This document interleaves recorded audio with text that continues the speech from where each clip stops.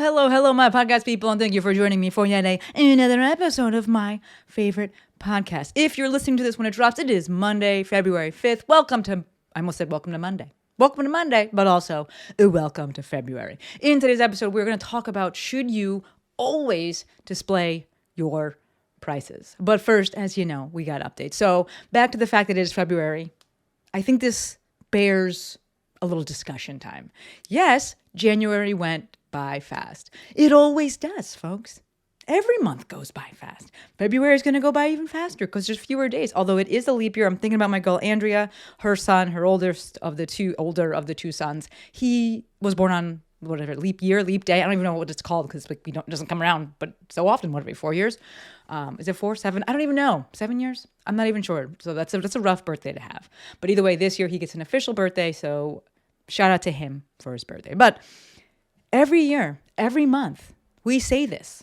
Man, a month went by fast. You know why? Because we're adults and we have responsibilities, which means we should expect this.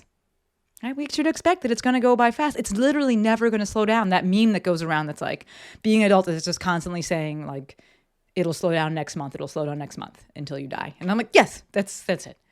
So let's kind of get ahead of that and realize that it's not going to slow down and stop waiting to live your life. Stop waiting for the right time. Stop waiting to choose your happiness because it's going by. It's going by, folks. All right. Okay. So before we jump into the full topic, which is whether or not you should always display your prices, which for me, short answer, absolutely. Long answer, we'll discuss in the episode. Before we get into that, I want to drop a few updates because it's my podcast and I can do what I want. So also thank you for listening to me do what I want. But update number 1, Lex and I are continuing to decorate the apartment and I love it. I feel like when I say apartment, like I should actually say the house. It's a duplex technically. It's 2 on a lot, but it's 2,400 square feet. So whenever I say apartment, it feels like my old apartment, which was like 700 square feet. And I'm like, no, this thing is massive, which is why we're still decorating it and furnishing it and loving it. I actually really, really love the process of doing it. I don't really necessarily love getting things for the walls, but buying the furniture and like, the rugs and things like that. I actually really like that. So the guest room is what we're focusing on right now. And it's really, really coming along. We had just had Anna stay here. Anna Hartman, I brought her on the podcast. Check her out if you haven't already. She is Movement Rev on Instagram. She's just a titan. I'm going to say that. She's a titan in the health and fitness world. If I was still treating, I would be taking all of her stuff and learning it. But she's in Jill's mastermind and she stayed here this past week. And it was just awesome to have her here, but also awesome to have a space where we could have her, like a dedicated space. Because I would have people stay at my other apartment, which was a 2-bedroom. And mind you, I work from home. The current place that we're in is a 4-bedroom. It's a 4-bedroom, 2.5 bath. And so we have a full bedroom dedicated for her. We got a new bed and, we furnished that. Still decorating, but like there's a full bed in there. It's actually a full-size bed. We couldn't go bigger. We could, but not really. So it's great for one person. We'll see when Lex's parents come. But we also have a full second bathroom, right? So it was great that she could be on her own schedule and we could be on our schedule. And there's no jockeying for position or anything like that. And she had her own dedicated space. Like the 4th bedroom is also downstairs on the first floor. So like there's also a half bathroom down there, which I just felt like it was nice. Like if you have to go to the bathroom in the middle of the night, you don't have to come all the way upstairs. Like it was just so nice to be able to offer that space and have that space. And every Canadian Thanksgiving, I share that quote: when you have more than you need, build a longer table, not a higher fence. And it really felt like that. And I know Lex feels the same. And it was just really, really nice. So that's awesome. We also, just from a decorating house perspective, I moved we had like a small table that I had out in the last apartment on the patio. We have 3 outdoor spaces, 3 outdoor patios. And we have also a backyard space. We have 3 patio spaces. And so I moved the table and chairs downstairs to the grill patio, which is bigger than the patio I had in my last place. Patio, balcony, whatever you want to call it. And it's just so nice. But they are on different sides of the house. So we get different sun. And the one that I moved it down to, that one gets sun for a lot of the day because it's south facing. So it was just so nice. It's so nice to be able to be out there. And so Lex and I have breakfast out there. I actually outlined this episode when I was out there. And it's just It just makes me so happy. Yesterday was 70 degrees. Today, while I was outlining, it felt like it was definitely in the 60s. And I go inside once the sun really hits it because it's just too hot. And it's such a great problem to have because it's January, right? It's January, folks, when I'm recording this. And I'm like, oh, I'm too hot. I got to go inside. But that feeling that I get when I'm such a lizard, right? That feeling I get when I'm in the sun and I'm so happy. That is the feeling that's at the heart of so much of what I do, right? Where I want people to be happy. I want to be able to help people find their happiness. And so, yeah, that's a large reason for why I do what I do. Next update, and it's got me thinking about the episode because the next update is that I finished watching House of the Dragon. And why do they just stay doing women so dirty? Like, goddamn. If you didn't watch Game of Thrones, let me just ruin it for you. They do Daenerys dirty. They do her dirty. And now I'm watching House of the Dragon, which is about, I think it's going to be Daenerys' like 6th or 7th grandmother, like great-great-great-great-great-great-grandmother, like times 7. Fuck. They're doing her dirty. Rhaenys, they did her dirty. All of them. They just be doing the women dirty.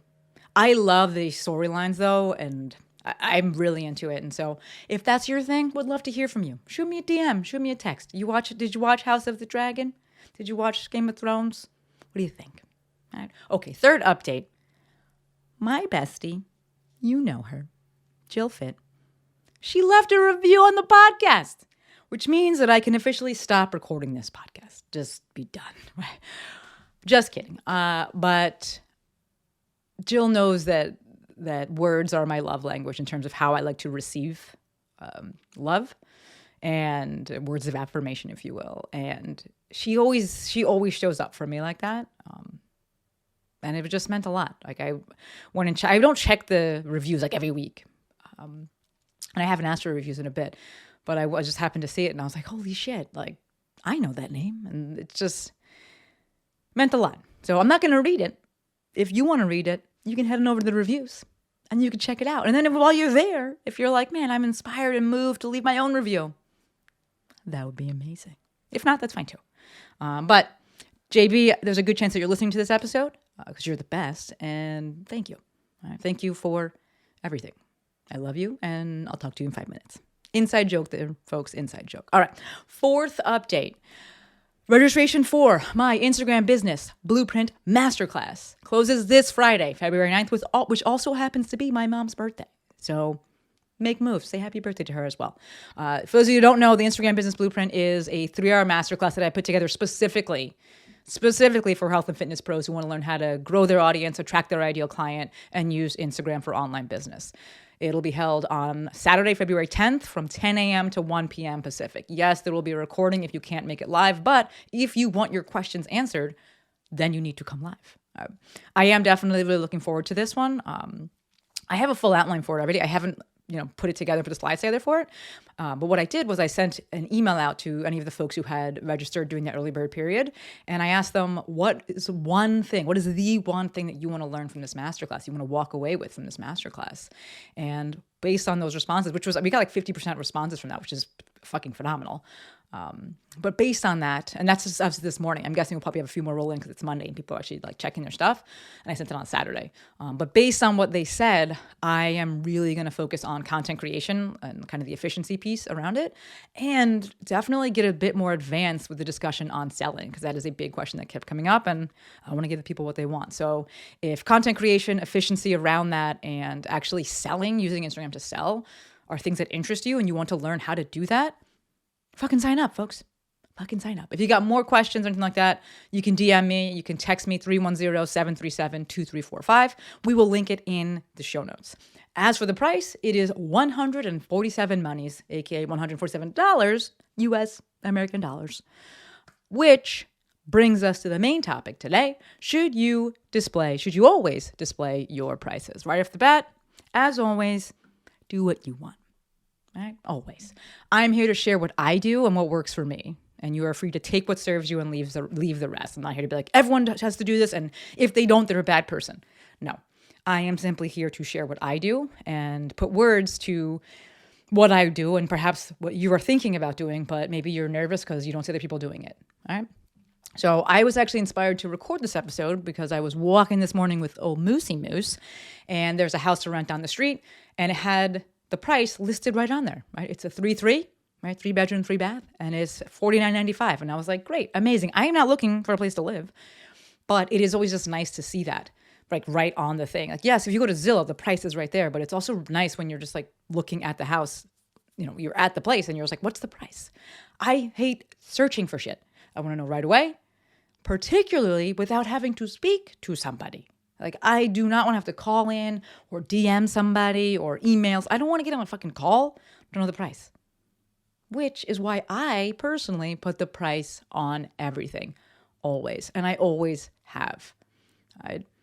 The case for not having the price on something, namely something like a wait list, is that some folks will make a decision based solely on price.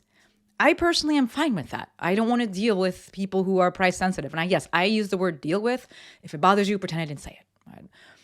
I don't want to deal with people who are price sensitive. I have nothing that I'm trying to convince them of. If they're like, it's too much, that's fine. It's right. You're right. It's too much for you. That's fine. Right? At the end of the day, we set the price. The customer determines the values. Wow. We set the price. We as the seller, we as the owner set the price. The customer determines the value. To that end, if they have more experience with you, right, there's a good chance that they may start to see your offers as more valuable. This basically is the case for not having the price on something, right? Which again, I'm fine with. If you don't want to do that, then don't. Like, I'm just sharing what I do, and I put the price on everything. If that's your approach, more power to you. I'm going to take that same thought process and apply it towards creating more content so that folks can have more touch points with me, podcasts, emails, posts, threads, YouTube videos, and they can take whatever time they need, however long they need, without me having to directly, interact with them. And they can, on their own timeline, start to see my offers as more valuable. Annie Miller just did a post about this, or a story about this the other day, that she got a sale from someone. And I think one of the questions that she asks is like, how long you've been in the ecosystem, or how long did it take you to buy? And this person said 6 years. And I'm like, yeah. A sales cycle can take that long. Some people, it takes 6 minutes. Some people, it takes 6 years. And I'm like, do that on your own time. Like, do that without me. I'll put all the things out, and then you get to decide when you do the things, right? So what does this look like tactically in terms of putting the price on everything always? So I think that one of the biggest areas that we see this with is obviously with offers just in general. And to me, I'm like, just like fucking put the price on there. But one area where we can kind of go back and forth, and a very clear case can be made for either one, is with wait lists, right? So the thing to understand is when you're creating a wait list, you are typically creating this wait list for what we're going to call an open and closed cart launch, meaning that you're going to have a start point and a stop point for this when you're selling this thing, right? Where people can get it, and then after a date passes, they can no longer get it. I like to sell to wait lists exclusively for this, right? Jill, her I almost said fortune, but that's not forte. That's the word. Her forte is running that lead magnet and then selling to the folks in the lead magnet. Right? For me, when I have a wait list, I'm just going to duplicate my sales page. If I already have a sales page made, right? I'm going to duplicate it. And instead of when they push the button to go to checkout, then when they push the button, it'll take them through to a place where they can enter their name and their email and be put on a wait list. Or it won't even take them through to that. It just like is on that page. I can embed a form such that there's a space for their name and their email, and then they can add themselves to the wait list. I have all the information on that page. I have the price. I literally have everything on it. That's how I like to do it. Right? You get to choose.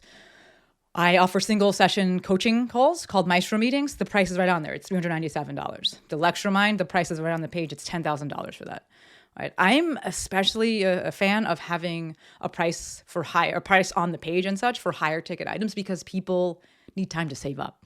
Right? I don't think that people are looking for the price so they can be like, fuck this thing. I think that if you've done a good job of, growing that organic audience and just showing up with authenticity, they're going to the page to say, how much is it? And when can I do this thing? Can I not do it now because it just doesn't fit financially, but I could do it next year if I save up? Cool. I love that. There's literally like nothing more annoying than, I don't do sales calls, but like back in the day, there's nothing, I've done a few of them, and I'm like, there's nothing worse than like getting on a call and someone thinks it's going to be like 1 penny, and then you're just like sticker shocked and you're like, what the fuck? Like, where did I go wrong? What's happening here? So I don't even want that. I just put the price on the thing from the jump. Right? When I offered in-person services, I put the price right on there. I know that some physical therapy clinics don't do that. If you don't want to, you don't have to. I am making the case for why I do it. Okay. If you have a service that has a range, I'm thinking of something like Lexus offers, where like it's basically like it could be like a couple $100 or it could be a couple $1,000, just depending on the scope of the what is it, the service, right? I'd put that on there. I would say, packages or whatever starting at X, and I would say like how high that they could go. Like I guess it could go to infinity, but at the same time, for me, I would want to put some sort of like descriptor on there so people don't think like, well, it's only going to be a couple $100, when in reality, I'm like, that thing, all those fucking things you're asking for, it's actually going to be $3,000. So I would love to see if you can figure that out, to put a range on there. Right? So, if we zoom out and we see here, long story short, I personally am not trying to deal with people. That's what it comes down to. I don't want to deal with them. I'm not trying to convince them of anything. I will absolutely work with them, but I don't want to deal with that stuff around the pricing and the stories they've told themselves. That's fine. Have them. And you can handle it on your own. I'll just put the information out there. I will show up and you get to decide if it's worth it for you. I left the business of convincing a long time ago. It's probably one of the best things that came out of being a physical therapist. You learn like the business of convincing ain't it. Right? But a big point that I want to emphasize here is that it's me personally. Right? I personally am not trying to deal with people. If you want to, if you enjoy that, if you enjoy the communication, if you enjoy the sales side of it and selling in that way, go ahead and do it. Right? Like I said in the beginning, my goal with this episode and all of the rest of the episodes I share is simply to share what I do and to put words into or put to words what you may be thinking about, but you don't see people doing, or you're feeling it, but you haven't heard anyone else say it. And I want you to know that you're not alone. Right? Clearly, you don't need my permission or blessing to do anything. Right? You don't. But I'm putting it out there in case you want it. To me, right, I'll always say it, autonomy is sexy. And that goes for you as the listener in terms of what you determine that you want to take from this episode or any of the episodes I put out there. And it also goes for my consumers, my customers, which is why I put the price on everything. And then from there, I let them decide what they want to do. All right? Looking at the time, looking at the little notes here, we're going to wrap it up. I really am enjoying just getting these episodes out. Bango, bango, boongo. I just made that up. Boongo. That's not even right, but we're going to stay with it. Just thinking, actually, last Thursday was a longer episode. Would love to know if you tuned into it. I don't know as of this moment because that episode hasn't gone out yet. But that's the episode I did with, it was a re-release of the episodes that I had done with Bud Jeffries, and just wanted to pay tribute to him because it has been 2 years since his passing. So if you check those out, would love to know. But yeah, big shout out to my girl Jill for the review that absolutely made my day. Don't forget, folks, registration for the Instagram Business Blueprint Masterclass closes this Friday, February 9th. That's also my mom's birthday. So make moves. Alrighty, gonna wrap it up here. Until next time, friends, Maestro